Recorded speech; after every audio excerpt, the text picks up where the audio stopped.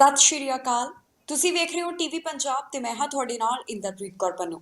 ਲੈ ਕੇ ਹਾਜ਼ਰ ਹਾਂ ਪ੍ਰੋਗਰਾਮ ਕੈਨੇਡਾ ਨਾਓ, ਜਿੱਥੇ ਗੱਲਬਾਤ ਅਸੀਂ तमाम ਕੈਨੇਡਾ ਦੀਆਂ ਵੱਡੀਆਂ ਖਬਰਾਂ ਦੀ ਕਰਾਂਗੇ।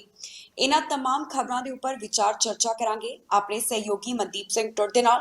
ਸੋ ਮਨਦੀਪ ਜੀ, ਸਭ ਤੋਂ ਪਹਿਲਾਂ ਤੁਹਾਡਾ ਬਹੁਤ-ਬਹੁਤ ਸਵਾਗਤ ਹੈ। ਜੀ ਬਹੁਤ-ਬਹੁਤ ਧੰਨਵਾਦ ਇੰਦਰਪ੍ਰੀਤ ਜੀ। ਜੀ ਸੋ ਮਨਦੀਪ ਜੀ, ਸਭ ਤੋਂ ਪਹਿਲਾਂ ਗੱਲ ਅਸੀਂ ਸਿਆਸਤ ਦੇ ਨਾਲ ਜੁੜੀ ਹੋਈ ਖਬਰ ਦੀ ਕਰ ਲੈਂਦੇ ਹਾਂ। ਕੈਲਗਰੀ ਪੁਲਿਸ ਵੱਲੋਂ ਇੱਕ ਜਾਣਕਾਰੀ ਦਿੱਤੀ ਗਈ ਹੈ, ਜਿਸ ਦੇ ਵਿੱਚ ਉਹਨਾਂ ਨੇ ਕਿਹਾ ਹੈ ਕਿ ਪੁਲਿਸ ਨੂੰ ਜਿਹੜੇ ਚਾਹਲ ਨੇ, ਜਾਰਜ ਚਾਹਲ ਨੇ, ਉਹਨਾਂ ਦੇ ਖਿਲਾਫ ਸ਼ਿਕਾਇਤ ਮਿਲੀ ਹੈ। ਸਭ ਤੋਂ ਪਹਿਲਾਂ ਤਾਂ ਤੁਹਾਡੇ ਤੋਂ ਇਹ ਜਾਣਨਾ ਚਾਹੂੰਗੇ ਕਿ ਕਿਸ ਮਾਮਲੇ ਸੰਬੰਧੀ ਪੁਲਿਸ ਨੂੰ ਜਿਹੜੀ ਸ਼ਿਕਾਇਤ ਮਿਲੀ ਹੈ। ਜੀ ਬਿਲਕੁਲ ਇੰਦਰਪ੍ਰੀਤ, ਇਹਦੇ ਸੰਬੰਧੀ ਜਿਹੜਾ ਮਾਮਲਾ ਸੀ, ਕਿਉਂਕਿ ਜਿਹੜੀ ਵੀਡੀਓ ਨਿਕਲ ਕੇ ਸਾਹਮਣੇ ਆਈ ਆ ਜਿਹਦੇ ਆਧਾਰ ਤੇ ਮਾਮਲਾ ਜਿਹੜਾ ਚੱਲ ਰਿਹਾ, ਉਹ ਇੱਕ ਦੋ ਦਿਨ ਪਹਿਲਾਂ ਸੋਸ਼ਲ ਮੀਡੀਆ ਦੇ ਉੱਤੇ ਜਿਹੜੀ ਉਹ ਸਾਂਝੀ ਕੀਤੀ ਗਈ ਸੀ। ਔਰ ਚੋਣਾਂ ਤੋਂ ਕਿਹਾ ਜਾ ਰਿਹਾ ਕਿ ਇੱਕ ਦੋ ਦਿਨ ਪਹਿਲਾਂ ਦੀ ਇਹ ਵੀਡੀਓ, ਅਸਲ ਦੇ ਵਿੱਚ ਮਾਮਲਾ ਇਹ ਸੀਗਾ ਕਿ ਕਿਉਂਕਿ ਇੱਥੇ ਚੋਣ ਪ੍ਰਚਾਰ ਦਾ ਇੱਕ ਤਰੀਕਾ ਆ, ਆਪਣੇ ਜਿਹੜੇ ਛੋਟੇ ਛੋਟੇ ਅਸੀਂ ਪੋਸਟਰ ਵੀ ਉਹਨਾਂ ਨੂੰ ਕਹਿ ਸਕਦੇ ਹਾਂ, ਫਲਾਇਰ ਵੀ ਕਹਿ ਸਕਦੇ ਹਾਂ, ਪ੍ਰਚਾਰ ਸਮੱਗਰੀ ਵੀ ਕਹਿ ਸਕਦੇ ਹਾਂ, ਉਹ ਜਿਹੜੀ ਆ ਉਮੀਦਵਾਰ ਵੱਲੋਂ ਖੁਦ ਜਾ ਕੇ ਜਿਹੜੀ ਆ ਜਾਂ ਤਾਂ ਡੋਰ ਨੋਕਿੰਗ ਕੀਤੀ ਜਾਂਦੀ ਆ, ਉੱਥੇ ਜਾ ਕੇ ਡੋਰ ਬੈਲ ਕੀਤੀ ਜਾਂਦੀ ਆ। ਜੇ ਤਾਂ ਘਰ ਦੇ ਘਰ ਨੇ ਜਾਂ ਘਰੋਂ ਨਿਕਲਦੇ ਨੇ ਤਾਂ ਉਹਨਾਂ ਨੂੰ ਫਿਰ ਵੋਟ ਪਾਉਣ ਦੀ ਅਪੀਲ ਕੀਤੀ ਜਾਂਦੀ ਆ। ਆਪਣਾ ਉਹ ਫਲਾਇਰ ਜਾਂ ਪੋਸਟਰ ਜਿਹਦੇ ਵਿੱਚ ਕੁਝ ਮੁੱਦੇ, ਕੁਝ ਜਿਹੜਾ ਆਪਣੀ ਪਾਰਟੀ ਦਾ ਪਲੇਟਫਾਰਮ ਸਾਂਝਾ ਕੀਤਾ ਗਿਆ ਹੁੰਦਾ, ਉਹ ਜਿਹੜਾ ਫੜਾਇਆ ਜਾਂਦਾ ਆ। ਜਾਂ ਫਿਰ ਜੇਕਰ ਉਹ ਘਰ ਨਹੀਂ ਹੁੰਦੇ ਤਾਂ ਫਿਰ ਉਹਨਾਂ ਦੇ ਉੱਥੇ ਮੇਲ ਬਾਕਸ ਦੇ ਵਿੱਚ ਜਾਂ ਡੋਰ ਉੱਤੇ ਉਹਨੂੰ ਰੱਖ ਦਿੱਤਾ ਜਾਂਦਾ ਆ। ਸੋ ਹੋਇਆ ਇਹ ਕਿ ਉੱਥੇ ਇੱਕ ਜਿਹੜੇ ਜਾਰਜ ਚਾਹਲ ਨੇ, ਕਿਉਂਕਿ ਅਸੀਂ ਪਹਿਲਾਂ ਵੀ ਦਰਸ਼ਕਾਂ ਨੂੰ ਦੱਸਿਆ ਸੀ ਕਿ ਅਲਬਰਟਾ ਦੇ ਵਿੱਚੋਂ ਜਿਹੜੀ ਲਿਬਰਲ ਪਾਰਟੀ ਆ ਉਹਨੂੰ ਸਿਰਫ ਤੇ ਸਿਰਫ 2 ਹੀ ਸੀਟਾਂ ਜਿਹੜੀਆਂ ਮਿਲੀਆਂ ਨੇ, ਜਿਹਦੇ ਵਿੱਚੋਂ ਇੱਕ ਕੈਲਗਰੀ ਸਕਾਈ ਵਿਊ ਤੋਂ ਜਿੱਥੋਂ ਜਾਰਜ ਚਾਹਲ ਜਿੱਤੇ ਨੇ, ਤੇ ਇੱਕ ਐਡਮਿੰਟਨ ਸੈਂਟਰ ਦੀ ਸੀਟ ਜਿਹੜੀ ਆ ਪਾਰਟੀ ਜਿੱਤ ਸਕੀ ਆ। ਸੋ ਉਹਦੇ ਵਿੱਚੋਂ ਹੁਣ ਜਿਹੜੇ ਜਾਰਜ ਚਾਹਲ ਨੇ, ਜਦੋਂ ਉਹ ਪ੍ਰਚਾਰ ਕਰ ਰਹੇ ਸੀਗੇ ਤਾਂ ਉੱਥੇ ਉਹਨਾਂ ਨੇ ਦੇਖਿਆ ਕਿ ਇੱਕ ਹੋਰ ਪਾਰਟੀ ਦੇ ਜਿਹੜੇ ਉਮੀਦਵਾਰ ਆ, ਜੋ ਦੋਸ਼ ਲਾਏ ਜਾ ਰਹੇ ਕਿ ਜੈਕਸ ਹੋਤਾ ਕੰਜ਼ਰਵੇਟਿਵ ਉਮੀਦਵਾਰ, ਜੋ ਕਿ ਉੱਥੋਂ ਪਿਛਲੀ ਵਾਰ ਜਿੱਤੇ ਸੀ, ਐਤਕੀ ਉਹ ਹਾਰੇ ਨੇ ਤੇ ਜਾਰਜ ਚਾਹਲ ਜਿੱਤੇ ਨੇ। ਸੋ ਉਹਨਾਂ ਦੀ ਪ੍ਰਚਾਰ ਸਮੱਗਰੀ ਵੀ ਉੱਥੇ ਪਈ ਸੀ। ਦੋਸ਼ ਇਹ ਲੱਗੇ ਨੇ ਕਿ ਉਹਨਾਂ ਨੇ ਉੱਥੋਂ ਉਹਨਾਂ ਦੀ ਜਿਹੜੀ ਪ੍ਰਚਾਰ ਸਮੱਗਰੀ ਸੀ ਉਹ ਹਟਾ ਦਿੱਤੀ ਤੇ ਉੱਥੇ ਆਪਣਾ ਫਲਾਇਰ ਜਾਂ ਆਪਣਾ ਪੋਸਟਰ ਜਿਹੜਾ ਸੀ ਉਹ ਉੱਥੇ ਰੱਖ ਆਏ। ਸੋ ਇਹ ਜਿਹੜੀ ਸਾਰੀ ਘਟਨਾ ਸੀ, ਉਸ ਘਰ ਦੇ ਜਿਹੜਾ ਡੋਰ ਤੇ ਕੈਮਰਾ ਲੱਗਾ ਸੀ ਉਹ 'ਚ ਕੈਦ ਹੋ ਗਈ।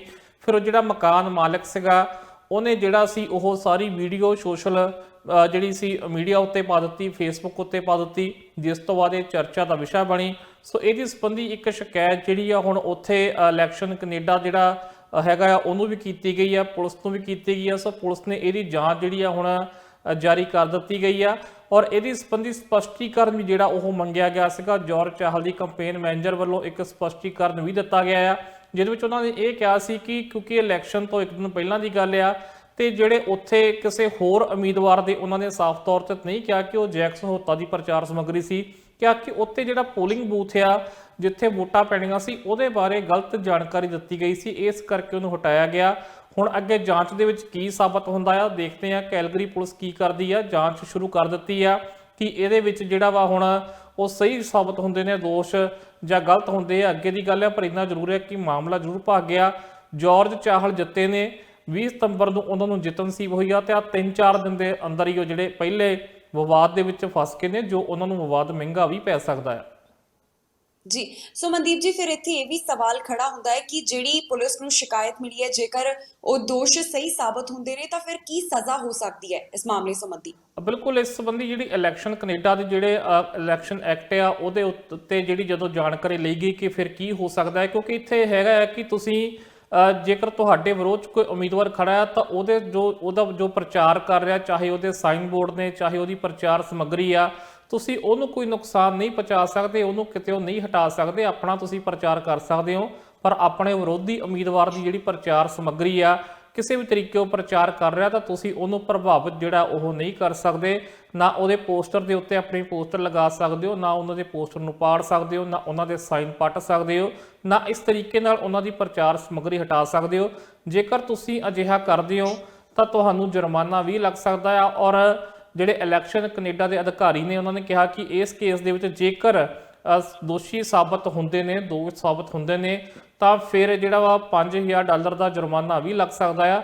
ਇਹਦੇ ਨਾਲ ਨਾਲ 6 ਮਹੀਨੇ ਦੀ ਜੇਲ੍ਹ ਵੀ ਹੋ ਸਕਦੀ ਆ। ਸੋ ਇਹ ਜੇਕਰ ਇਹ ਮਾਮਲਾ ਕਿਸੇ ਸਿਰੇ ਚੜ੍ਹਦਾ ਆ ਔਰ ਸ਼ਾਇਦ ਲੱਗਦਾ ਨਹੀਂ ਕਿ ਇੱਥੋਂ ਤੱਕ ਨੌਬਤ ਪਹੁੰਚੇਗੀ, ਪਰ ਵਿਵਾਦ ਜ਼ਰੂਰ ਖੜਾ ਹੋ ਗਿਆ। ਸੋ ਦੇਖਦੇ ਆ ਸਾਰੀ ਕਾਰਗੁਜ਼ਾਰੀ ਜਿਹੜੀ ਹੁਣ ਪੁਲਿਸ ਤੇ ਖੜੀ ਆ ਕਿ ਕੈਲਗਰੀ ਪੁਲਿਸ ਕਿਸ ਤਰੀਕੇ ਦੀ ਜਾਂਚ ਕਰਦੀ ਆ ਔਰ ਜਾਂਚ ਵਿੱਚੋਂ ਕੀ ਨਿਕਲ ਕੇ ਸਾਹਮਣੇ ਆਉਂਦਾ ਹੈ।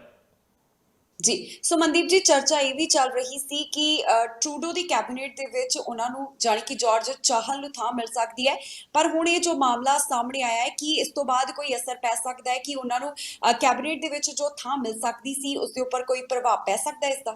ਬਿਲਕੁਲ, ਕਿਉਂਕਿ ਕੈਨੇਡਾ ਦੇ ਵਿੱਚ ਜਿਹੜੀ ਪਰੰਪਰਾ ਆ ਸਿਆਸਤਦਾਨਾਂ ਦੀ, ਇੱਥੇ ਇਦਾਂ ਨਹੀਂ ਹੁੰਦਾ ਕਿ ਜੇਕਰ ਕਿਸੇ ਉੱਤੇ ਕੋਈ ਕ੍ਰਿਮੀਨਲ ਕੇਸ ਵੀ ਚੱਲਦੇ ਨੇ, ਕਿਸੇ ਸਿਆਸਤਦਾਨ ਨੂੰ ਕਿਤੇ ਸਜ਼ਾ ਵੀ ਹੋਈ ਆ, ਜੋ ਕਿਸੇ ਵਿਵਾਦਾਂ ਦੇ ਵਿੱਚ ਵੀ ਫਸਿਆ ਹੋਇਆ, ਤਾਂ ਉਹਨੂੰ ਅੱਗੇ ਵਾਰ-ਵਾਰ ਪਾਰਟੀਆਂ ਪ੍ਰਮੋਟ ਕਰਦੀਆਂ ਨੇ। ਅਸੀਂ ਇਹ ਵੀ ਦੇਖਿਆ ਸੀ ਕਿ ਜਦੋਂ ਕੰਪੇਨ ਚੱਲ ਰਹੀ ਸੀ ਵੱਖ-ਵੱਖ ਪਾਰਟੀਆਂ ਵੱਲੋਂ ਜਿਹੜਾ ਸੀ ਲਗਭਗ ਇਸ ਤਰੀਕੇ ਨਾਲ ਕੀਤਾ ਗਿਆ, ਲਗਭਗ ਜੇਕਰ ਅਸੀਂ ਪ੍ਰਮੁੱਖ ਤਿੰਨੇ ਪਾਰਟੀਆਂ ਕਰ ਲਿਆ ਕਰੀਏ, ਲਿਬਰਲ ਦੀ ਗੱਲ ਕਰ ਲਈਏ, ਕੰਜ਼ਰਵੇਟਿਵ ਦੀ ਗੱਲ ਕਰ ਲਈਏ, ਐਨਡੀਪੀ ਦੀ ਗੱਲ ਕਰੀਏ, ਜਦੋਂ ਵੀ ਕੋਈ ਵਿਵਾਦ ਖੜਾ ਹੋਇਆ ਕਿਸੇ ਕੈਂਡੀਡੇਟ ਤੇ ਤਾਂ ਉਹਨਾਂ ਨੇ ਆਪੋ ਆਪਣੇ ਜਿਹੜੇ ਉਮੀਦਵਾਰ ਸੀ ਉਹ ਮੈਦਾਨ ਦੇ ਵਿੱਚੋਂ ਹਟਾ ਲਿਆ। ਜਿਵੇਂ ਕਿ ਲਿਬਰਲ ਦੀ ਅਸੀਂ ਗੱਲ ਕਰੀਏ ਤਾਂ ਉਹਨਾਂ ਨੇ ਰਾਜ ਸੈਣੀ ਨੂੰ ਜਿਹੜਾ ਸੀ ਉਹਨੂੰ ਆਪਣੇ ਵਾਲੇ ਪਾਸੇ ਉਹਨਾਂ ਨੇ ਹਟਾ ਦਿੱਤਾ ਸੀ ਕਿ ਹੁਣ ਇਹ ਸਾਡੇ ਉਮੀਦਵਾਰ ਨਹੀਂ ਰਹੇ।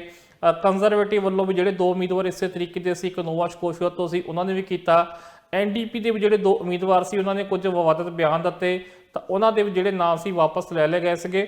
ਸੋ ਕੋਸ਼ਿਸ਼ ਹਮੇਸ਼ਾ ਇਹ ਕੀਤੀ ਜਾਂਦੀ ਹੈ ਕਿ ਇੱਕ ਚੰਗਾ ਪ੍ਰਭਾਵ ਜਿਹੜਾ ਵਾ ਲੋਕਾਂ ਦੇ ਵਿੱਚ ਜਾਵੇ, ਪਾਰਟੀ ਦੀ ਜਿਹੜੀ ਇਹ ਮਜ਼ਾਕ ਖਰਾਬ ਨਾ ਹੋਵੇ। ਸੋ ਇਸੇ ਤਰੀਕੇ ਨਾਲ ਜਦੋਂ ਹੁਣ ਕੈਬਨਿਟ ਹੋਰ ਵੀ ਗੰਭੀਰ ਮਾਮਲਾ ਹੋ ਜਾਂਦਾ ਆ, ਹੋਰ ਵੀ ਜਿਹੜਾ ਵਾ ਇਹਦੇ ਵਿੱਚ ਫੂਕ ਕੇ ਜਿਹੜੇ ਆ ਉਹ ਕਦਮ ਚੁੱਕੇ ਜਾਂਦੇ ਆ, ਔਰ ਇਹ ਕਿਹਾ ਜਾ ਰਿਹਾ ਕਿ ਜਿਸ ਦਿਨ ਦੀ ਪਤਾ ਲੱਗਾ ਹੈ ਕਿ ਮਿਨੋਰਟੀ ਗਵਰਨਮੈਂਟ ਜਿਹੜੀ ਉਹ ਬਣ ਗਈ ਹੈ, ਹਾਲਾਂਕਿ ਹੱਲੇ ਵੀ ਨਤੀਜਾ ਪੂਰੇ ਤਰੀਕੇ ਨਾਲ ਘੋਸ਼ਿਤ ਨਹੀਂ ਹੋਇਆ, ਪਰ ਇਹ ਸਾਫ਼ ਹੈ ਕਿ ਜਸਟਿਨ ਟਰੂਡੋ ਹੀ ਸਰਕਾਰ ਬਣਾਉਣ ਜਾ ਰਹੇ ਨੇ। ਤਾਂ ਉਸ ਦਿਨ ਦੀ ਵਿਚਾਰ ਚਰਚਾ ਕੀਤੀ ਜਾ ਰਹੀ ਹੈ ਕਿ ਕਿਹਨੂੰ ਕੈਬਨਿਟ ਦੇ ਵਿੱਚ ਲੈਣਾ ਆ, ਕਿਹਨੂੰ ਨਹੀਂ ਲੈਣਾ ਆ। ਔਰ ਅਲਬਰਟਾ ਸੂਬੇ ਤੋਂ ਮਹਿਜ 2 ਹੀ ਐਮਪੀ ਬਣੇ ਨੇ, ਔਰ ਇਹਦੇ ਵਿੱਚ ਇਹ ਹੁੰਦਾ ਕਿ ਸਰਕਾਰ ਦੀ ਪਹਿਲੀ ਜਿਹੜੀ ਆ ਉਹ ਪਹਿਲ ਇਹ ਆ ਕਿ ਹਰੇਕ ਸੂਬੇ ਨੂੰ ਨੁਮਾਇੰਦਗੀ ਦਿੱਤੀ ਜਾਵੇ, ਹਰੇਕ ਸੂਬੇ ਤੋਂ ਜਿਹੜੇ ਆ ਉਹ ਜਿਹੜੇ ਐਮਪੀ ਆ ਉਹਨਾਂ ਨੂੰ ਮੰਤਰੀ ਬਣਾਇਆ ਜਾਵੇ। ਸੋ ਜਾਰਜ ਚਾਹਲ ਜਿਹੜੇ ਆ ਉਹ ਕਾਫੀ ਦਾਅਵੇਦਾਰ ਸੀਗੇ, ਮਜ਼ਬੂਤ ਦਾਅਵੇਦਾਰ ਸੀਗੇ। ਸੋ ਹੁਣ ਜੇਕਰ ਇਸ ਮਾਮਲੇ 'ਚੋਂ ਕੁਝ ਨਿਕਲਦਾ ਦਿਖਾਈ ਦਿੰਦਾ ਆ ਤਾਂ ਇੱਥੇ ਹੋ ਸਕਦਾ ਕਿ ਉਹ ਹੁਣ ਟਰੂਡੋ ਦੀ ਕੈਬਨਿਟ ਦੇ ਵਿੱਚ ਸ਼ਾਮਲ ਨਾ ਹੋ ਸਕਣ।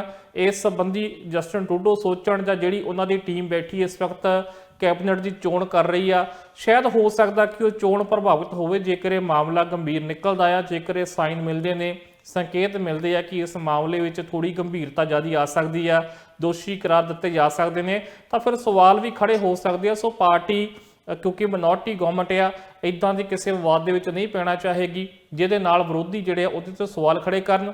ਸੋ ਦੇਖਣ ਨੂੰ ਤਾਂ ਮਾਮਲਾ ਇੱਕ ਬੜਾ ਨਿੱਕਾ ਜਿਹਾ, ਉਹਨਾਂ ਨੇ ਇੱਕ ਕਾਗਜ਼ ਦਾ ਟੁਕੜਾ ਜਿੱਤੇ ਵਿਰੋਧੀਆਂ ਦਾ, ਜਿਹੜੇ ਵਿਰੋਧੀ ਉਮੀਦਵਾਰ ਸੀ ਉਹਨਾਂ ਦਾ ਪ੍ਰਚਾਰ ਹੋ ਰਿਹਾ ਸੀ, ਉਹਨੂੰ ਚੱਕ ਕੇ ਉੱਥੋਂ ਜਿਹੜਾ ਨਾਲ ਲੈ ਗਏ। ਪਰ ਇਹ ਮਾਮਲਾ ਜੇਕਰ ਅਸੀਂ ਜਿਹੜਾ ਵਾ ਉਹ ਦੇਖੀ ਐਥਿਕਸ ਦੇ ਤੌਰ ਤੇ ਤਾਂ ਬਹੁਤ ਵੱਡਾ ਬਣਦਾ ਨਜ਼ਰ ਆ ਰਿਹਾ, ਔਰ ਇਹ ਜਿਹੜਾ ਵਾ ਕੈਬਨਿਟ ਦੀ ਚੋਣ ਨੂੰ ਵੀ ਪ੍ਰਭਾਵਿਤ ਕਰ ਸਕਦਾ ਆ। ਜੀ ਸੋ ਮਨਦੀਪ ਜੀ, ਅਗਲੀ ਜਿਹੜੀ ਖਬਰ ਹੈ ਉਹ ਮੈਂਗ ਵੈਂਜ਼ੋ ਦੇ ਨਾਲ ਜੁੜੀ ਹੋਈ ਹੈ। ਕੋਰਟ ਵੱਲੋਂ ਉਹਨਾਂ ਨੂੰ ਰਾਹਤ ਦਿੱਤੀ ਗਈ ਹੈ, ਜਲਦ ਆਪਣੇ ਦੇਸ਼ ਜਾਣੀ ਕਿ ਚਾਈਨਾ ਉਹ ਜਾ ਸਕੇਗੀ। ਸਭ ਤੋਂ ਪਹਿਲਾਂ ਤਾਂ ਤੁਹਾਡੇ ਤੋਂ ਇਹ ਜਾਣਨਾ ਚਾਹੂੰਗੇ ਕਿ ਕੀ ਪੂਰਾ ਮਾਮਲਾ ਹੈ, ਕਿਸ ਤਰ੍ਹਾਂ ਕੋਰਟ ਵੱਲੋਂ ਉਹਨਾਂ ਨੂੰ ਰਾਹਤ ਦਿੱਤੀ ਗਈ ਹੈ? ਜੀ ਬਿਲਕੁਲ, ਇਹ ਜਿਹੜਾ ਮਾਮਲਾ ਹੈ ਜੀ ਇਹ ਲਗਭਗ 3 ਸਾਲ ਪੁਰਾਣਾ ਹੈ। 2018 ਦੇ ਵਿੱਚ ਜਿਹੜਾ ਵੈਨਕੂਵਰ 에ਅਰਪੋਰਟ ਤੋਂ ਜਿਹੜਾ ਸੀ ਇਸ ਜੋ ਕਿ ਅਸੀਂ ਕਹਿ ਸਕਦੇ ਹਾਂ ਇੱਕ ਸ਼ਕਤੀਸ਼ਾਲੀ ਔਰਤ ਬਿਜ਼ਨਸਮੈਨ ਜੋ ਕਿ ਫਾਈਨੈਂਸ਼ੀਅਲ ਚੀਫ ਹੈ ਇੱਕ ਵੱਡੀ ਟੈਲੀਕਾਮ ਕੰਪਨੀ ਦੀ, ਉਹਨੂੰ ਜਿਹੜਾ ਸੀ ਹਿਰਾਸਤ ਦੇ ਵਿੱਚ ਕੈਨੇਡਾ ਵੱਲੋਂ ਲਿਆ ਗਿਆ ਸੀ, ਔਰ ਇਹਨੂੰ ਲਿਆ ਗਿਆ ਸੀ ਅਮਰੀਕਾ ਦੇ ਨਾਲ ਜਿਹੜੀ ਇੱਕ ਸੰਧੀ ਹੋਈ ਹੈ ਉਸ ਸੰਧੀ ਦੇ ਅਧੀਨ ਜਿਹੜਾ ਸੀ ਇਹਨੂੰ ਲਿਆ ਗਿਆ ਸੀਗਾ ਹਿਰਾਸਤ ਦੇ ਵਿੱਚ।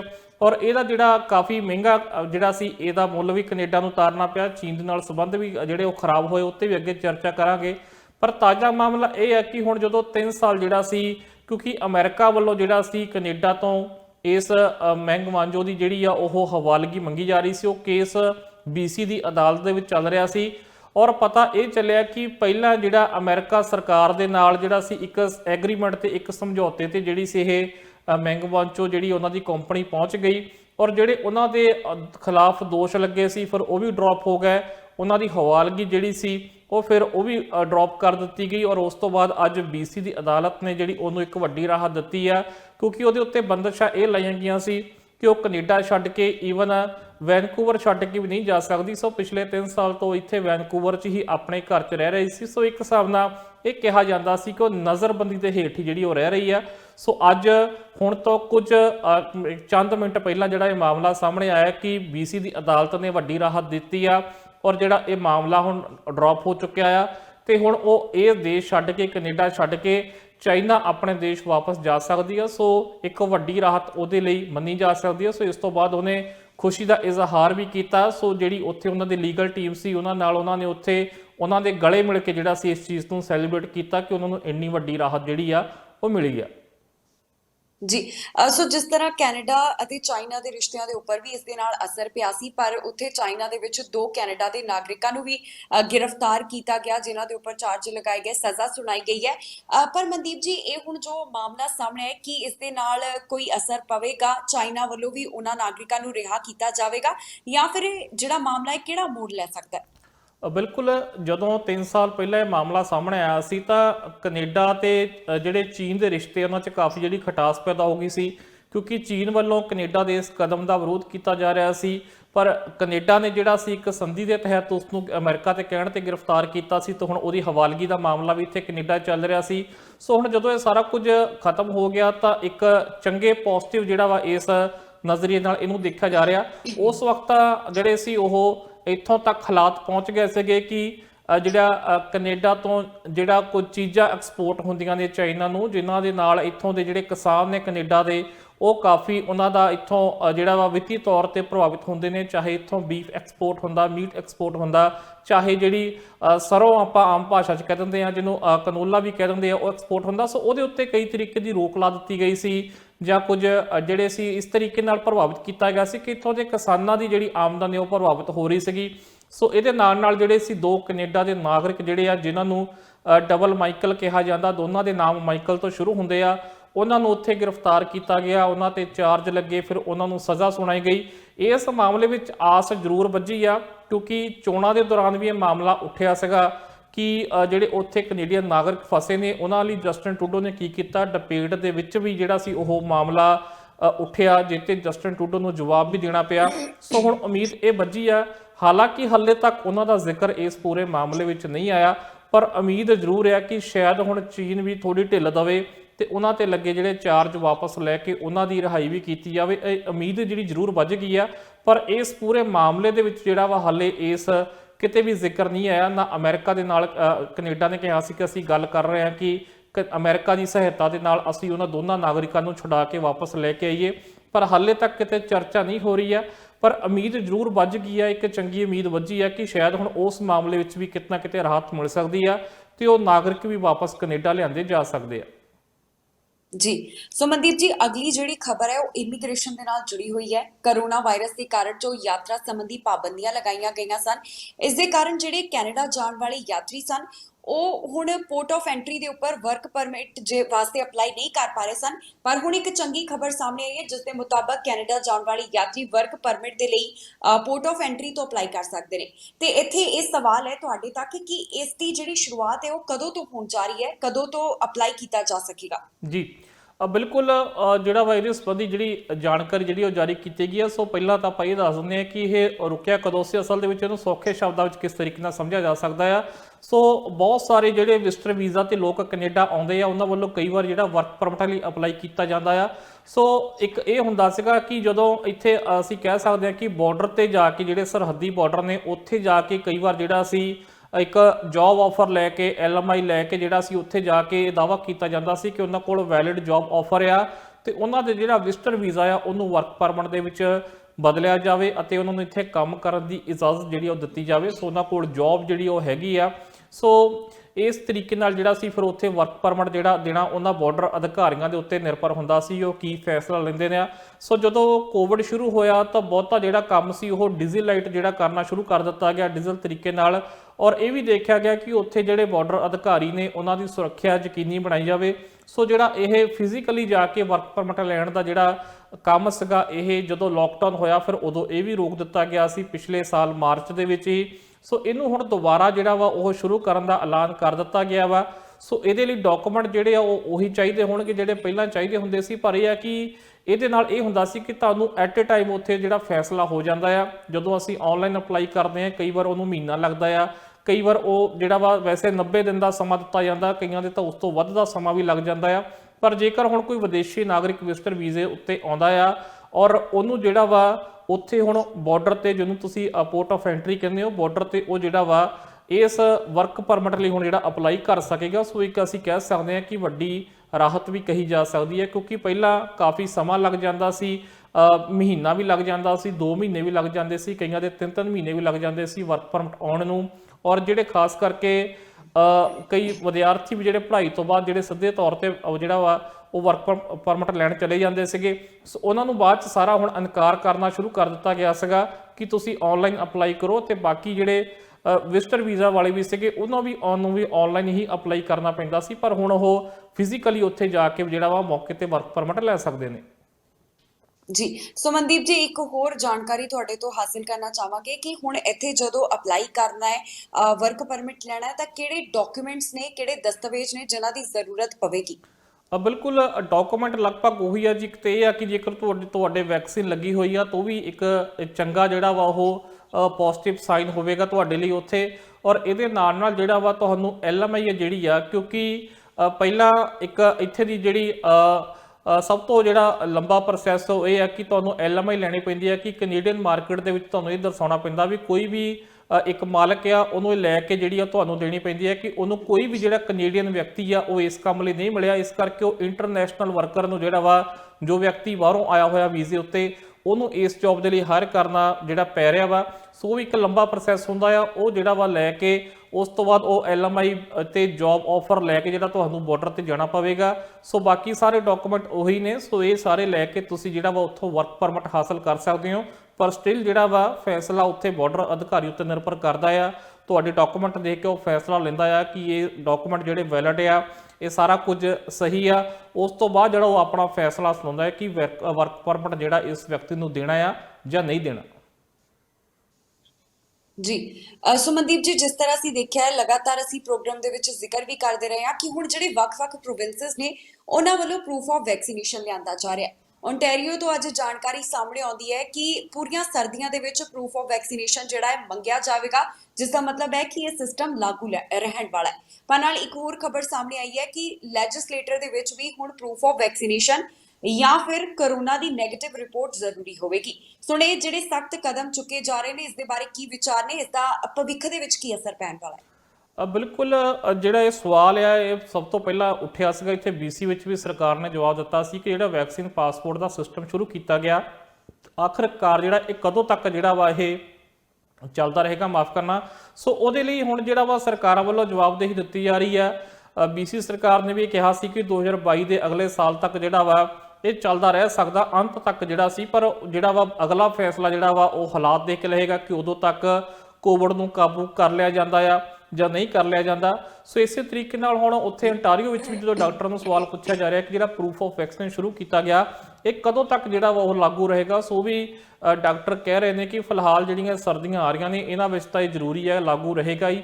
ਉਸ ਤੋਂ ਬਾਅਦ ਫਿਰ ਅਗਲਾ ਫੈਸਲਾ ਲਿਆ ਜਾਵੇਗਾ।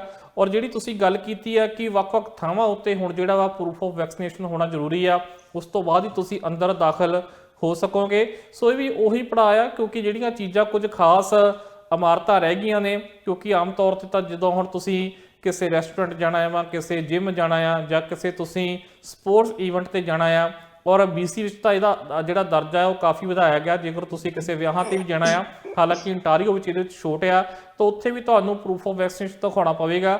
ਇਹਦੇ ਦੌਰਾਨ ਜਿਹੜੀਆਂ ਮਹੱਤਵਪੂਰਨ ਇਮਾਰਤਾਂ ਰਹਿ ਗਈਆਂ ਨੇ, ਜਿਵੇਂ ਸੂਬੇ ਦੀ ਅਸੈਂਬਲੀ ਹੋ ਗਈ ਜਾਂ ਹੋਰ ਸਾਰੀਆਂ ਚੀਜ਼ਾਂ ਆ, ਉੱਥੇ ਵੀ ਹੁਣ ਜਿਹੜਾ ਇਸੇ ਤਰੀਕੇ ਨਾਲ ਹੁਕਮ ਜਿਹੜੇ ਜਾਰੀ ਕੀਤੇ ਜਾ ਰਹੇ ਨੇ ਕਿ ਜਿਹੜਾ ਪ੍ਰੂਫ ਆਫ ਵੈਕਸੀਨੇਸ਼ਨ ਜਿਹੜਾ ਦੇਣਾ ਆ ਉਹ ਜ਼ਰੂਰੀ ਹੈ। ਉਸ ਤੋਂ ਬਾਅਦ ਹੀ ਚਾਹੇ ਤੁਸੀਂ ਵਿਜ਼ਟਰ ਹੋ, ਚਾਹੇ ਤੁਸੀਂ ਉੱਥੇ ਦੇ ਅਧਿਕਾਰੀ ਹੋ, ਫਿਰ ਹੀ ਤੁਸੀਂ ਇਸ ਇਮਾਰਤ ਦੇ ਅੰਦਰ ਦਾਖਲ ਹੋ ਸਕੋਗੇ।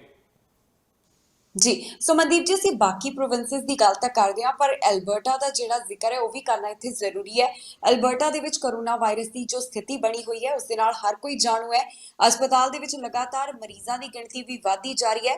ਪ੍ਰੀਮੀਅਰ ਜੇਸਨ ਕੈਨੀ ਦੇ ਉੱਪਰ ਵੀ ਕਈ ਤਰ੍ਹਾਂ ਦੇ ਸਵਾਲ ਖੜੇ ਹੋ ਰਹੇ ਨੇ। ਪਿੱਛੇ ਜੇ ਅਸੀਂ ਇਹ ਵੀ ਚਰਚਾ ਕੀਤੀ ਸੀ ਕਿ ਜਿਹੜੇ ਸਿਹਤ ਮੰਤਰੀ ਨੇ ਉਹਨਾਂ ਨੂੰ ਵੀ ਬਦਲਿਆ ਜਾ ਰਿਹਾ ਹੈ, ਇਹ ਵੀ ਜਿਹੜੀ ਖਬਰ ਸੀ ਸਾਹਮਣੇ ਆਈ ਸੀ। ਪਰ ਹੁਣ ਜਿਹੜੇ ਇੱਥੇ ਐਲਬਰਟਾ ਦੇ ਵਿੱਚ ਹਾਲਾਤ ਬਣੇ ਹੋਏ ਨੇ ਤੇ ਇਹ ਵੀ ਕਿਹਾ ਜਾ ਰਿਹਾ ਹੈ ਕਿ ਅਜਿਹੇ ਹਾਲਾਤ ਕੁਝ ਸਮਾਂ ਵਾਸਤੇ ਰਹਿ ਸਕਦੇ ਨੇ। ਪਰ ਹੁਣ ਕੀ ਲੱਗਦਾ ਹੈ ਕਿ ਅੱਗੇ ਕੀ ਹੋਵੇਗਾ, ਜਾਂ ਫਿਰ ਪ੍ਰੀਮੀਅਰ ਜੇਸਨ ਕੈਨੀ ਦੇ ਉੱਪਰ ਜਿਹੜੇ ਸਵਾਲ ਖੜੇ ਹੋ ਰਹੇ ਨੇ, ਇਸ ਦਾ ਅੱਗੇ ਕੀ ਜਿਹੜਾ ਭਵਿੱਖ ਹੈ ਉਹ ਤੁਹਾਨੂੰ ਨਜ਼ਰ ਆ ਰਿਹਾ? ਬਿਲਕੁਲ ਇਸ ਵਕਤ ਹਾਲਾਤ ਜਿਹੜੇ ਆ ਉਹ ਕਾਫੀ ਗੰਭੀਰ ਬਣ ਗਏ ਨੇ ਅਲਬਰਟਾ ਦੇ ਵਿੱਚ, ਔਰ ਸਿਆਸੀ ਤੌਰ ਤੇ ਜੈਸਨ ਕੇਨੀ ਲਈ ਵੀ ਉਹਨਾਂ ਦੇ ਸਿਹਤ ਮੰਤਰੀ ਨੂੰ ਜਿਹੜਾ ਵਾ ਅਸਤੀਫਾ ਦੇਣਾ ਪਿਆ। ਔਰ ਇਹਦੇ ਨਾਲ ਹੀ ਜੇਕਰ ਅਸੀਂ ਅੱਜ ਦੇ ਹਾਲਾਤ ਦੇਖੀਏ ਤਾਂ ਅੱਜ 1651 ਭਾਵ ਕਿ 1650 ਕਰੋਨਾ ਵਾਇਰਸ ਤੇ ਨਵੇਂ ਮਾਮਲੇ ਸਾਹਮਣੇ ਆਇਆ, ਜੋ ਕਿ ਇੱਕ ਵੱਡੀ ਗਿਣਤੀ ਆ। ਔਰ ਜੇਕਰ ਅਸੀਂ ਗੱਲ ਕਰੀਏ ਤਾਂ ਬੀਤੇ 24 ਘੰਟਿਆਂ ਦੌਰਾਨ ਉੱਥੇ 11 ਲੋਕਾਂ ਦੀ ਮੌਤ ਹੋ ਚੁੱਕੀ ਆ ਤੇ ਡਾਕਟਰ ਜਿਹੜੇ ਉੱਥੋਂ ਦੇ ਜਿਹੜੇ ਸਿਹਤ ਅਧਿਕਾਰੀ ਨੇ ਉਹਨਾਂ ਨੇ ਵਾਰਨਿੰਗ ਦਿੱਤੀ ਹੈ ਕਿ ਇਹ ਜਿਹੜਾ ਡੈਥ ਟੋਲ ਆ ਇਹ ਹੋਰ ਵੀ ਰਾਈਜ਼ ਹੋ ਸਕਦਾ ਆ, ਹੋਰ ਵੀ ਮੌਤਾਂ ਹੋਣਗੀਆਂ। ਔਰ ਅਸੀਂ ਹੁਣ ਦੇਖ ਰਹੇ ਹਾਂ ਕਿ ਜਿਨ੍ਹਾਂ ਲੋਕਾਂ ਨੇ ਵੈਕਸੀਨੇਸ਼ਨ ਉੱਥੇ ਨਹੀਂ ਲਵਾਈ, ਕਿਉਂਕਿ ਅਲਬਰਟਾ ਦੇ ਵੈਕਸੀਨੇਸ਼ਨ ਰੇਟ ਉੱਤੇ ਵੀ ਸਵਾਲ ਖੜੇ ਕੀਤੇ ਜਾਂਦੇ ਨੇ ਕਿ ਸਰਕਾਰ ਨੇ ਬਹੁਤਾ ਪੁਸ਼ ਪਹਿਲਾਂ ਲੋਕਾਂ ਨੂੰ ਨਹੀਂ ਕੀਤਾ। ਹਾਲਾਂਕਿ ਲੋਟਰੀ ਵਰਗੀਆਂ ਸਕੀਮਾਂ ਚਲਾਈਆਂ, ਇਹ ਕਿਹਾ ਕਿ ਤੁਹਾਨੂੰ $100 ਦਾ ਲਾਲਚ ਦਿੱਤਾ ਗਿਆ ਕਿ $100 ਦਾ ਤੁਹਾਨੂੰ ਅਸੀਂ ਰਿਬੇਟ ਦੇਵਾਂਗੇ ਜਾਂ ਕਿਸੇ ਤਰੀਕੇ ਦੇਵਾਂਗੇ ਕਿ ਜੇ ਤੁਸੀਂ ਵੈਕਸੀਨੇਸ਼ਨ ਲਵਾਓਗੇ। ਪਰ ਡਾਕਟਰ ਸ਼ੁਰੂ ਤੋਂ ਕਹਿੰਦੇ ਰਹੇ ਕਿ ਭਾਈ ਇੱਥੇ ਪ੍ਰੂਫ ਆਫ ਵੈਕਸੀਨੇਸ਼ਨ ਦੀ ਲੋੜ ਆ, ਉਹ ਤੋਂ ਡਰਦੇ ਜਿਹੜੇ ਲੋਕ ਆ ਫਿਰ ਜ਼ਿਆਦਾ ਵੈਕਸੀਨੇਸ਼ਨ ਲਵਾਉਣਗੇ। ਸੋ ਉਹਦੇ ਵਿੱਚ ਹੋਇਆ ਵੀ ਜਦੋਂ ਪ੍ਰੂਫ ਆਫ ਵੈਕਸੀਨੇਸ਼ਨ ਵੀ ਲਾਗੂ ਕੀਤਾ ਗਿਆ, ਪ੍ਰੀਮੀਅਰ ਨੇ ਗਲਤੀ ਵੀ ਮੰਨੀ, ਸਿਹਤ ਮੰਤਰੀ ਦਾ ਅਸਤੀਫਾ ਵੀ ਲਿਆ ਗਿਆ। ਸੋ ਹੁਣ ਜਿਹੜਾ ਪ੍ਰੂਫ ਆਫ ਵੈਕਸੀਨੇਸ਼ਨ ਵੀ ਵਧਿਆ ਤੇ ਕੁਝ ਲੋਕਾਂ ਨੂੰ ਇਹ ਗਲਤੀ ਵੀ ਫੀਲ ਹੋ ਰਹੀ ਹੈ। ਜਿਵੇਂ ਕੱਲ ਇੱਕ ਖਬਰ ਆਈ ਸੀ ਕਿ ICU ਦੇ ਵਿੱਚ ਇੱਕ ਔਰਤ ਜਿਹੜੀ ਉੱਥੇ, ਹਾਲਾਂਕਿ ਬਹੁਤ ਵੱਡੀ ਪੱਧਰ ਤੇ ਇਸ ਵਕਤ ਗਿਣਤੀ ਉੱਥੇ ਹੋ ਗਈ ਆ, ਕਰੋਨਾ ਦੇ ਮਰੀਜ਼ ਜਿਹੜੇ ਆ ਇਸ ਵਕਤ ICU ਵਿੱਚ ਭਰਤੀ ਨੇ। ਸੋ ਉਹਨੇ ਆਪਣਾ ਦਰਦ ਵੀ ਸਾਂਝਾ ਕੀਤਾ ਕਿ ਉਹਨੇ ਚੂਜ਼ ਕੀਤਾ ਸੀ ਕਿ ਮੈਂ ਵੈਕਸੀਨੇਸ਼ਨ ਨਹੀਂ ਲਵਾਉਣੀ ਆ ਤੇ ਇਸ ਵਕਤ ਮੈਂ ICU ਵਿੱਚ ਪਈ ਆ। ਸੋ ਹਾਲਾਤ ਹੁਣ ਜੋ ਡਾਕਟਰ ਕਹਿ ਰਹੇ ਨੇ, ਸਿਹਤ ਅਧਿਕਾਰੀ ਕਹਿ ਰਹੇ ਆ ਕਿ ਥੋੜਾ ਔਖਾ ਸਮਾਂ ਆ ਸਕਦਾ, ਉੱਥੇ ਹਸਪਤਾਲਾਂ ਦੇ ਵਿੱਚ ਹੋਰ ਗਿਣਤੀ ਵੱਧ ਸਕਦੀ ਆ, ਡੈਥ ਟੋਲ ਜਿਹੜੀ ਆ ਉਹ ਹੋਰ ਰਾਈਜ਼ ਹੋ ਸਕਦੀ ਆ। ਤੇ ਜੈਸਨ ਕੇਨੀ ਲਈ, ਜਿਨ੍ਹਾਂ ਨੂੰ ਆਲਰੇਡੀ ਪਾਰਟੀ ਦੇ ਵਿੱਚ ਬਗਾਵਤ ਦਾ ਸਾਹਮਣਾ ਕਰਨਾ ਪੈ ਰਿਹਾ, ਹਾਲਾਂਕਿ ਸਰਵਾਈਵ ਕੀਤਾ ਉਹਨਾਂ ਨੇ। ਜਦੋਂ ਕੌਨਫੀਡੈਂਸ ਮੋਸ਼ਨ ਦੀ ਗੱਲ ਆਉਂਦੀ ਪਾਰਟੀ ਅੰਦਰ ਤਾਂ ਹੱਲੇ ਉਹਦੇ ਉੱਤੇ ਉਹਨਾਂ ਦਾ ਭਰੋਸਾ ਜਿਹੜਾ ਪਾਰਟੀ ਦਾ ਬਰਕਰਾਰ ਆ, ਪਰ ਬਹੁਤ ਸਾਰੀਆਂ ਆਵਾਜ਼ਾਂ ਵੀ ਉਹਨਾਂ ਦੇ ਖਿਲਾਫ ਉੱਠੀਆਂ। ਸੋ ਸਥਿਤੀਆਂ ਉਹ ਗੁੰਝਲਦਾਰ ਜਿਹੜੀਆਂ ਉਹ ਅਲਬਰਟਾ ਦੇ ਵਿੱਚ ਆਉਣ ਵਾਲੇ ਦਿਨਾਂ 'ਚ ਹੋਰ ਵੀ ਹੋ ਸਕਦੀਆਂ ਨੇ। ਜੀ ਸੋ ਗੱਲ ਹੁਣ ਅਸੀਂ ਬ੍ਰਿਟਿਸ਼ ਕੋਲੰਬੀਆ ਪ੍ਰੋਵਿੰਸ ਦੀ ਗੱਲ ਕਰਦੇ ਹਾਂ। ਇੱਥੇ ਕਰੋਨਾ ਵਾਇਰਸ ਦੇ ਕੀ ਹਾਲਾਤ ਬਣੇ ਹੋਏ ਨੇ, ਕਿਉਂਕਿ ਪਹਿਲਾਂ ਅਸੀਂ ਜਿਹੜੇ ਇੱਥੇ ਵੀ ਮਾਹਿਰ ਸੀ ਉਹਨਾਂ ਵੱਲੋਂ ਵੀ ਚਿੰਤਾ ਦਾ ਪ੍ਰਗਟਾਵਾ ਕੀਤਾ ਜਾ ਰਿਹਾ ਸੀ। ਡੈਲਟਾ ਵੇਰੀਐਂਟ ਨੂੰ ਲੈ ਕੇ ਵੀ ਲਗਾਤਾਰ ਚਿੰਤਾ ਦਾ ਪ੍ਰਗਟਾਵਾ ਕੀਤਾ ਜਾ ਰਿਹਾ ਹੈ। ਬ੍ਰਿਟਿਸ਼ ਕੋਲੰਬੀਆ ਦੀ ਅਪਡੇਟ ਅਸੀਂ ਤੁਹਾਡੇ ਤੋਂ ਬਾਅਦ ਦੇ ਵਿੱਚ ਜਾਣਨਾ ਚਾਹਾਂਗੇ, ਪਰ ਪਹਿਲਾ ਸਵਾਲ ਇਹ ਹੈ ਕਿ ਜੋ ਡੈਲਟਾ ਵੇਰੀਐਂਟ ਨੂੰ ਲੈ ਕੇ ਲਗਾਤਾਰ ਚਿੰਤਾ ਦਾ ਪ੍ਰਗਟਾਵਾ ਕੀਤਾ ਜਾ ਰਿਹਾ, ਇੱਥੇ ਕਿਸ ਤਰ੍ਹਾਂ ਦੀ ਸਥਿਤੀ ਬਣੀ ਹੋਈ ਹੈ? ਬਿਲਕੁਲ, ਕਿਉਂਕਿ ਵੈਕਸੀਨੇਸ਼ਨ ਰੇਟ ਜੇਕਰ ਅਸੀਂ ਦੇਖੀਏ ਤਾਂ ਬਹੁਤ ਜ਼ਿਆਦਾ ਹਾਈ ਆ ਇੱਥੇ ਬ੍ਰਿਟਿਸ਼ ਕੋਲੰਬੀਆ ਦਾ। ਔਰ ਜੇਕਰ ਅਸੀਂ ਅੱਜ ਦੀ ਗੱਲ ਕਰੀਏ, ਅੱਜ ਜਿਹੜੀ ਸਰਕਾਰ ਨੇ ਜਿਹੜੀ ਜਾਣਕਾਰੀ ਜਾਰੀ ਕੀਤੀ ਹੈ ਕਿ 88% ਲੋਕਾਂ ਦੇ ਜਿਹੜੀ ਆ ਉਹ ਵੈਕਸੀਨੇਸ਼ਨ ਲੱਗ ਚੁੱਕੀ ਆ, ਪਹਿਲੀ ਡੋਜ਼ ਤੇ ਜਿਹੜੀ ਦੂਜੀ ਡੋਜ਼ ਆ ਜਿਹਦੇ ਲੋਕ ਐਲੀਜੀਬਲ ਨੇ ਉਹਦੇ ਵਿੱਚੋਂ 80% ਲੋਕਾਂ ਦੇ ਉਹ ਲੱਗ ਚੁੱਕੀ ਆ। ਪਰ ਇਹਦੇ ਬਾਵਜੂਦ ਵੀ ਜੇਕਰ ਹੁਣ ਅਸੀਂ ਗੱਲ ਕਰੀਏ, ਕਿਉਂਕਿ ਢਿੱਲ ਦਿੱਤੀ ਹੋਈ ਆ ਜਿਹੜੇ ਇਸ ਵਕਤ, ਤਾਂ ਹਾਲਾਂਕਿ ਮਾਸਕ ਜਿਹੜੇ ਤੁਹਾਨੂੰ ਇੰਡੋਰ ਸਪੇਸਸ ਤੇ ਹੱਲੇ ਵੀ ਪਾਉਣੇ ਪੈ ਰਹੇ ਨੇ, ਪਰ ਹੱਲੇ ਵੀ ਜਿਹੜੇ ਕੋਵਿਡ ਦੇ ਕੇਸ ਆ ਉਹ ਕਾਫੀ ਨਿਕਲ ਕੇ ਸਾਹਮਣੇ ਆ ਰਹੇ ਆ। ਅੱਜ ਦੀ ਜਿਹੜੀ ਹੁਣੇ ਤਾਜ਼ਾ ਡਿਟੇਲ ਜਿਹੜੀ ਜਾਰੀ ਕੀਤੀ ਗਈ ਹੈ ਸਰਕਾਰ ਵੱਲੋਂ ਕਿ ਪਿਛਲੇ 24 ਘੰਟੇ ਦੌਰਾਨ BC ਵਿੱਚ ਕਿੰਨੇ ਕੇਸ ਆਏ ਨੇ, ਉਹਦੇ ਵਿੱਚ ਜੇਕਰ ਅਸੀਂ ਜ਼ਿਕਰ ਕਰੀਏ ਤਾਂ 743 ਨਵੇਂ ਮਾਮਲੇ ਪਿਛਲੇ 24 ਘੰਟੇ ਦੌਰਾਨ ਹੁਣ ਤੱਕ ਰਿਪੋਰਟ ਕੀਤੇ ਗਏ ਨੇ। ਤੇ ਐਕਟਿਵ ਕੇਸਾਂ ਦੀ ਗਿਣਤੀ ਜਿਹੜੀ ਇਸ ਵਕਤ BC ਦੇ ਵਿੱਚ ਲਗਭਗ 6000 ਹੋ ਚੁੱਕੀ ਆ। 5979 21 ਮਾਮਲੇ ਘੱਟ ਨੇ 6000 ਤੋਂ ਇਸ ਵਕਤ ਜਿਹੜੇ ਐਕਟਿਵ ਕੇਸ ਨੇ ਬ੍ਰਿਟਿਸ਼ ਕੋਲੰਬੀਆ ਦੇ ਵਿੱਚ। ਔਰ ਅਸੀਂ ਦਰਸ਼ਕਾਂ ਨੂੰ ਹੈਲਥ ਰੀਜ਼ਨ ਵਾਈਜ਼ ਵੀ ਜਾਣਕਾਰੀ ਸਾਂਝੀ ਕਰ ਦਿੰਦੇ ਆ ਕਿ ਫਰੇਜ਼ਰ ਹੈਲਥ ਦੇ ਵਿੱਚ ਪਿਛਲੇ 24 ਘੰਟਿਆਂ ਦੌਰਾਨ 292 ਨਵੇਂ ਮਾਮਲੇ ਸਾਹਮਣੇ ਆਏ ਨੇ ਤੇ 2029 ਕੁੱਲ ਐਕਟਿਵ ਕੇਸ ਨੇ ਇੱਥੇ। ਇਹਦੇ ਨਾਲ ਹੀ 111 ਮਾਮਲੇ ਜਿਹੜੇ ਨੇ ਵੈਨਕੂਵਰ ਕੋਸਟਲ ਹੈਲਥ ਰੀਜਨ ਦੇ ਵਿੱਚ ਆਏ ਨੇ ਤੇ 955 ਕੁੱਲ ਐਕਟਿਵ ਕੇਸ ਇਸ ਰੀਜਨ ਦੇ ਵਿੱਚ ਨੇ। ਇਹਦੇ ਨਾਲ ਹੀ 177 ਇੰਟੀਰੀਅਰ ਹੈਲਥ ਰੀਜਨ ਦੇ ਵਿੱਚ ਆਏ ਨੇ ਤੇ ਕੁੱਲ ਐਕਟਿਵ ਕੇਸ ਜੇਕਰ ਅਸੀਂ ਕਹੀਏ ਤਾਂ 1268 ਨੇ। 106 ਜਿਹੜੇ ਆ ਨਾਰਥਰਨ ਹੈਲਥ ਰੀਜਨ ਦੇ ਵਿੱਚ ਤੇ 1023 ਮਾਮਲੇ ਜਿਹੜੇ ਇੱਥੇ ਨੇ ਉਹ ਕੋਵਿਡ ਕੇਸ ਦੇ ਜਿਹੜੇ ਇਸ ਵਕਤ ਐਕਟਿਵ ਨੇ ਤੇ 57 ਜਿਹੜੇ ਨਵੇਂ ਆਈਲੈਂਡ ਹੈਲਥ ਰੀਜਨ ਤੋਂ ਮਾਮਲੇ ਸਾਹਮਣੇ ਆਏ ਨੇ ਤੇ 660 ਇੱਥੇ ਐਕਟਿਵ ਕੇਸ ਨੇ। ਔਰ ਜੇਕਰ ਅਸੀਂ ਇੱਥੇ ਗੱਲ ਕਰੀਏ ਤਾਂ ਪਿਛਲੇ 24 ਘੰਟਿਆਂ ਦੌਰਾਨ 7 ਜਿਹੜੇ ਲੋਕਾਂ ਦੀ ਹੋਰ ਮੌਤ ਇੱਥੇ ਹੋ ਚੁੱਕੀ ਹੈ ਕਰੋਨਾ ਦੇ ਨਾਲ ਤੇ ਕੁੱਲ ਹੁਣ ਇਸ ਵਕਤ ਗਿਣਤੀ 1922 ਜਿਹੜੀ ਹੋ ਗਈ ਆ। ਇਹਦੇ ਵਿੱਚੋਂ ਜੇਕਰ ਅਸੀਂ ਫਰੇਜ਼ਰ ਹੈਲਥ ਦੀ ਗੱਲ ਕਰੀਏ ਤਾਂ ਬੀਤੇ 24 ਘੰਟਿਆਂ ਦੌਰਾਨ ਇੱਥੇ 4 ਲੋਕਾਂ ਦੀ ਮੌਤ ਹੋਈ ਆ। ਇੰਟੀਰੀਅਰ ਹੈਲਥ ਰੀਜਨ ਦੇ ਵਿੱਚ ਇੱਕ, ਨਾਰਥਰਨ ਹੈਲਥ ਰੀਜਨ ਦੇ ਵਿੱਚ ਇੱਕ ਅਤੇ ਆਈਲੈਂਡ ਹੈਲਥ ਰੀਜਨ ਤੇ ਵੀ ਇੱਕ ਵਿਅਕਤੀ ਦੀ ਕਰੋਨਾ ਵਾਇਰਸ ਦੇ ਕਾਰਨ ਪਿਛਲੇ 24 ਘੰਟੇ ਦੌਰਾਨ ਹੋਈ ਆ। ਹਾਲਾਂਕਿ ਇਸ ਵਕਤ ਵੈਕਸੀਨੇਸ਼ਨ ਰੇਟ ਜਿਵੇਂ ਅਸੀਂ ਕਿਹਾ ਕਿ 88% ਅਸੀਂ ਕਹਿ ਸਕਦੇ ਹਾਂ ਕਿ ਕਾਫੀ ਵੱਡਾ ਵੈਕਸੀਨੇਸ਼ਨ ਰੇਟ ਆ। ਜਿਹੜੇ ਕੰਜ਼ਰਵੇਟਿਵ ਪਾਰਟੀ ਦੇ ਲੀਡਰ ਸੀਗੇ ਐਰਨ ਟੁੱਲ, ਉਹ ਕਹਿੰਦੇ ਸੀ ਕਿ ਮੈਂ ਜਦੋਂ ਜੇਕਰ ਸਾਡੀ ਸਰਕਾਰ ਬਣੀ ਤਾਂ ਅਸੀਂ ਵੈਕਸੀਨੇਸ਼ਨ ਰੇਟ ਨੂੰ 90% ਦੇ ਜਿਹੜੇ ਪਾਰ ਲੈ ਜਾਾਂਗੇ। ਪਰ ਜੇਕਰ ਅਸੀਂ ਦੇਖੀਏ ਤਾਂ BC ਇਸ ਅੰਕੜੇ ਤੱਕ ਪਹੁੰਚਣ ਵਾਲਾ ਬ੍ਰਿਟਿਸ਼ ਕੋਲੰਬੀਆ, ਪਰ ਇਹਦੇ ਬਾਵਜੂਦ ਵੀ 700, 800, 600 ਇਸ ਤਰੀਕੇ ਦੇ ਹਿਸਾਬ ਨਾਲ ਮਾਮਲੇ ਸਾਹਮਣੇ ਆ ਰਹੇ ਨੇ। ਜੀ, ਕਿਉਂਕਿ ਲਗਾਤਾਰ ਲੋਕਾਂ ਨੂੰ ਇਹ ਵੀ ਅਪੀਲ ਕੀਤੀ ਜਾ ਰਹੀ ਹੈ ਕਿ ਜਿਨ੍ਹਾਂ ਨੇ ਕੋਵਿਡ-19 ਵੈਕਸੀਨ ਹਾਸਲ ਨਹੀਂ ਕੀਤੀ ਉਹ ਵੀ ਜਲਦ ਵੈਕਸੀਨ ਸ਼ਾਟ ਲਗਵਾ ਲੈਣ। ਸੋ ਪ੍ਰੋਗਰਾਮ ਕੈਨੇਡਾ ਨਾਓ ਦੇ ਵਿੱਚ ਅਸੀਂ तमाम ਖਬਰਾਂ ਦੇ ਉੱਪਰ ਵਿਚਾਰ ਚਰਚਾ ਕੀਤੀ ਆਪਣੇ ਸਹਿਯੋਗੀ ਮਨਦੀਪ ਸਿੰਘ ਟੁੱਟ ਦੇ ਨਾਲ। ਸੋ ਬਾਕੀ तमाम ਖਬਰਾਂ ਦੇ ਲਈ ਤੁਸੀਂ ਬਣੇ ਰਹੋ TV ਪੰਜਾਬ ਦੇ ਨਾਲ। ਫਿਲਹਾਲ ਸਾਨੂੰ ਦਿਓ ਇਜਾਜ਼ਤ।